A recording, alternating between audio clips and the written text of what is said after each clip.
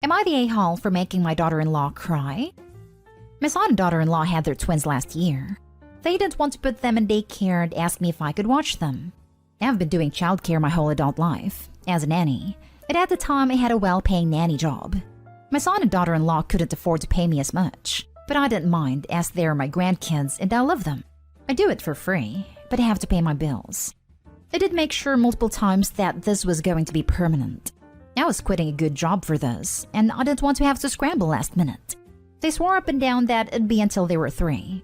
I agreed, but I've had so much fun watching them this past year. They're now 18 months old, and I've started to teach them colors, ABCs, etc. We go to play groups so they can be with kids their age. My son and daughter-in-law sat me down last week, saying they feel more comfortable with the daycare. After doing research, they feel it's best they're in daycare now.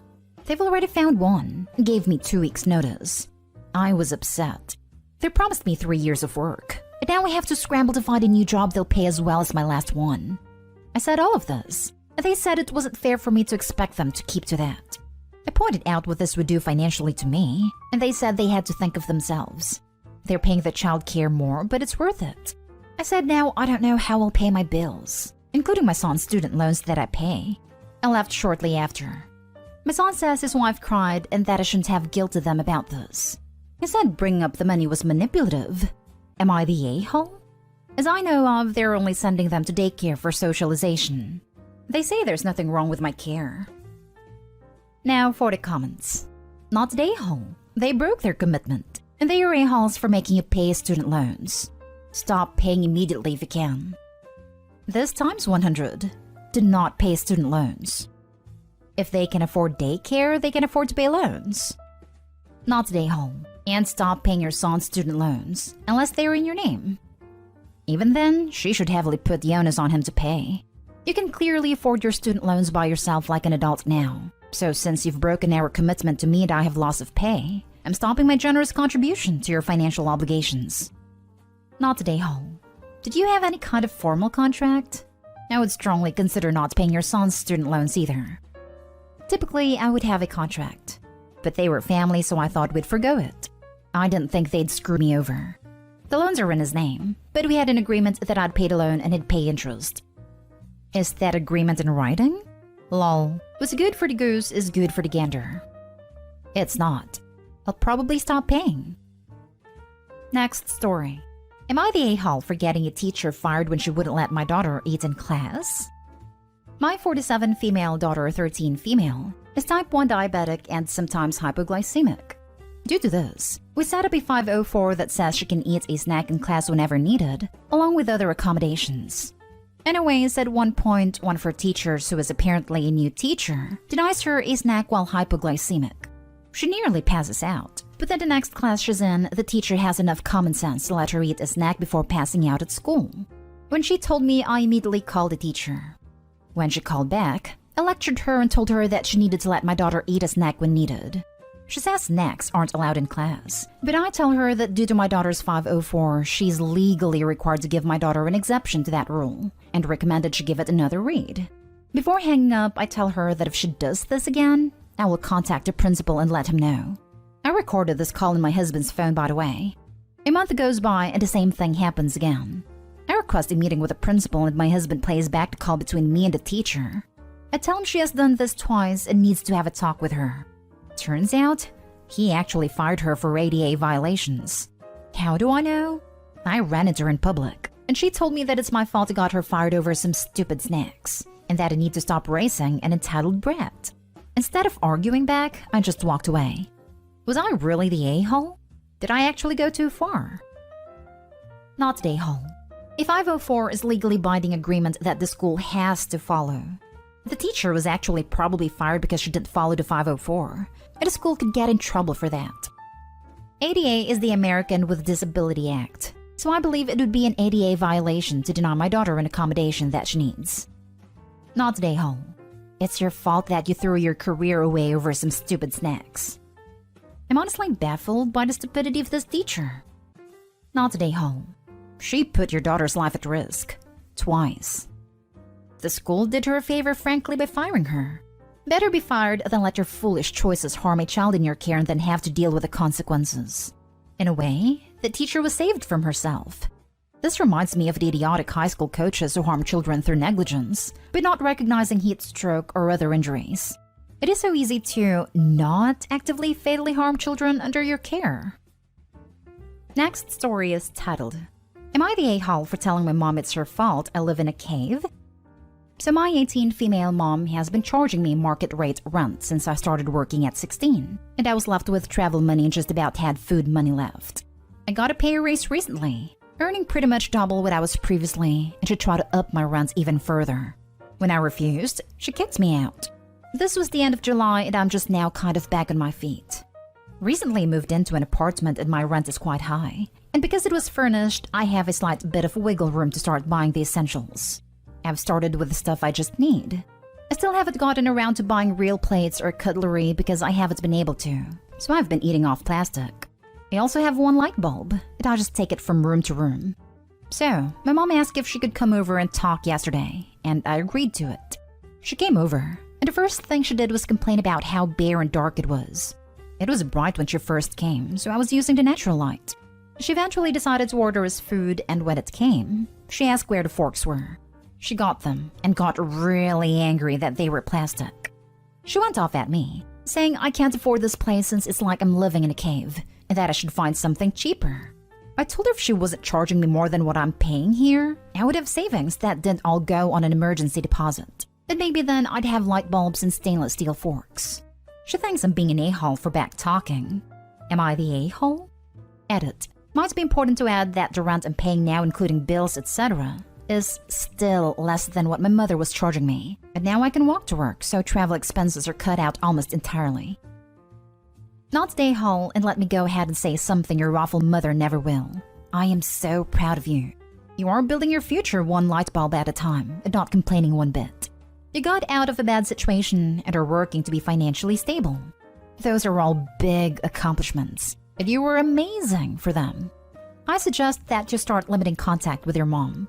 It doesn't seem like she's a positive influence in your life, and I think you would be happier and free to grow more confidence if she wasn't around to put you down.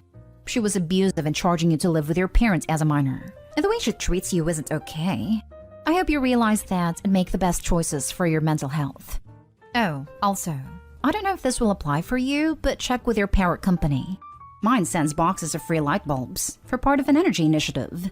You could also try your local food banks for a few extra staples and get some forks and spoons from the dollar store from the money you would have spent on the food.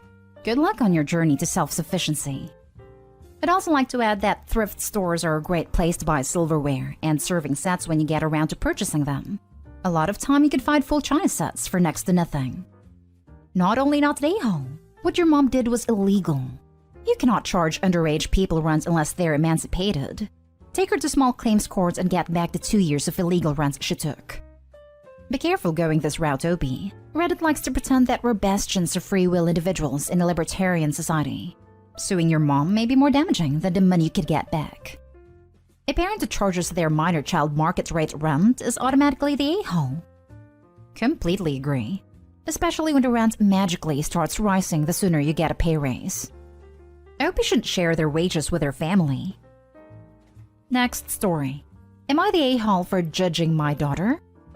I'll preface this by saying that I have 2 daughters, Amy 27 and Lily 19. Lily just had her first baby months ago. The father is out of the picture and she's only went to college 1 year, then dropped out to focus on her son. She's living with us right now and doesn't work. Amy is a college graduate, working and is engaged. She's doing well financially. She and her fiancé bought a decent apartment together. She visits every now and then, and she visited us yesterday for half an hour to tell us she was going to Ohio on a field trip with her friends and visit many places and national parks there. Lily looked sad throughout the entire visit and didn't speak till Amy left.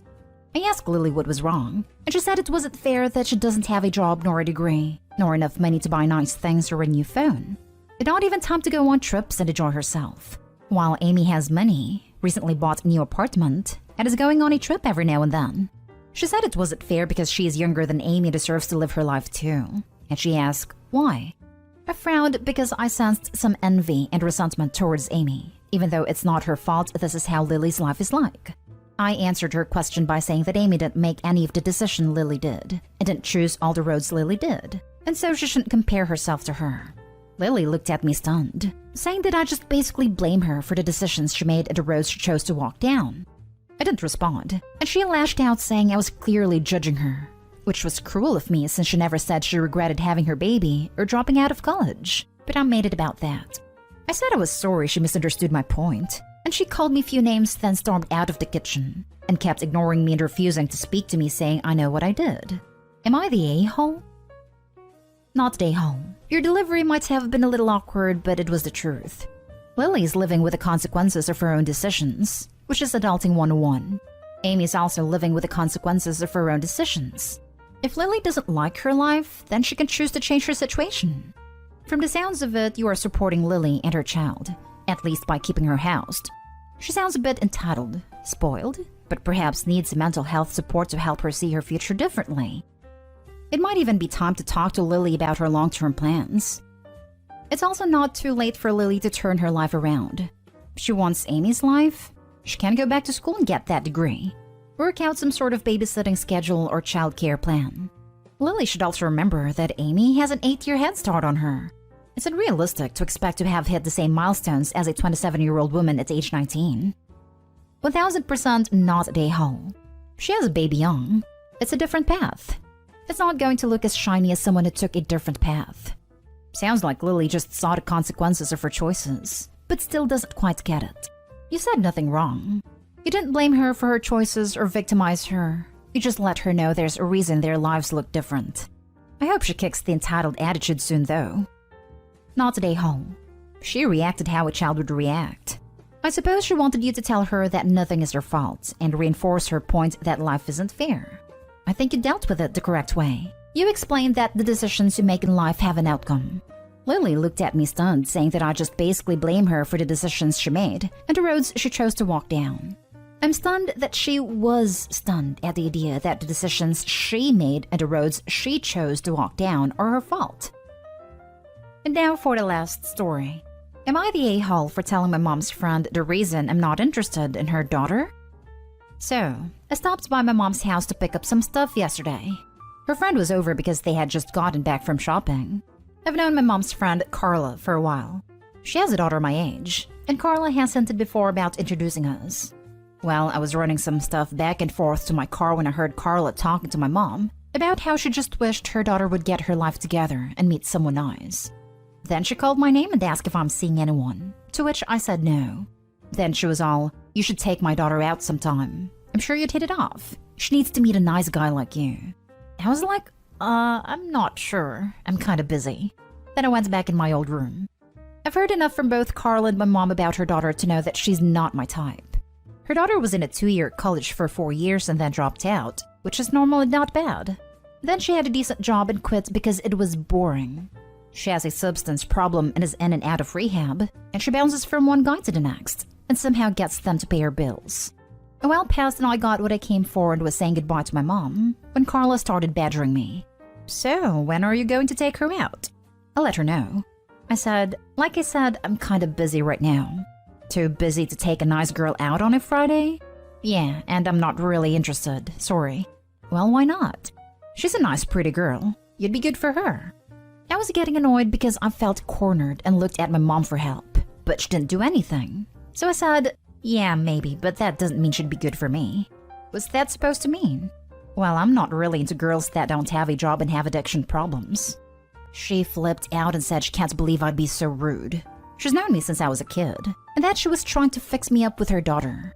I should take it as a compliment. Instead of insulting her daughter, I could have just said no. I left and my mom called me later and said it was really mean to say that to Carla when she was just trying to be nice. That I came off like a snobby a-hole. Even if I wasn't interested, I could have been nicer about it. Am I the a-hole? I could have just said no, which is exactly what you did. Not the Opie. Came here to say this. Opie said no. She shouldn't have asked why if she didn't want to hear the answer. Even if the answer wasn't she's an addict, it was bound to be something that was not going to be complimentary. She's the a-hole for asking the question and then getting mad at him for answering honestly. Right? Like, what possible answer to that question would be deemed acceptable? I have taken a lifelong vow of celibacy? Your daughter is such a paragon of purity that I may only worship her from afar from anonymous tokens of my undying devotion. I'm a werewolf, and your daughter deserves someone who won't turn into a man-eating monster once a month. Obviously, it's a rhetorical question meant to manipulate Opie into a reluctant agreement to take her out. But people who ask blatantly manipulative rhetorical questions deserve actual answers. Her mom has stated she has substance problem and uses guys. Why would you even want that in your life? Edit. Forgot to say you did say no more than once. They pushed, and it's their fault for the response in my mind. Yeah, if Opie had said the insults right off the bat the first time Carla ever mentioned dating her daughter, it'd be an a-hole. But it's clear she's been at it a long time. And during this visit Carla kept pushing, Opie tried to be polite and brush it off as not wanting to date anyone at the moment, which is the gentlest rejection ever. Not only would she not take no for an answer, she demanded to know why Opie wasn't interested.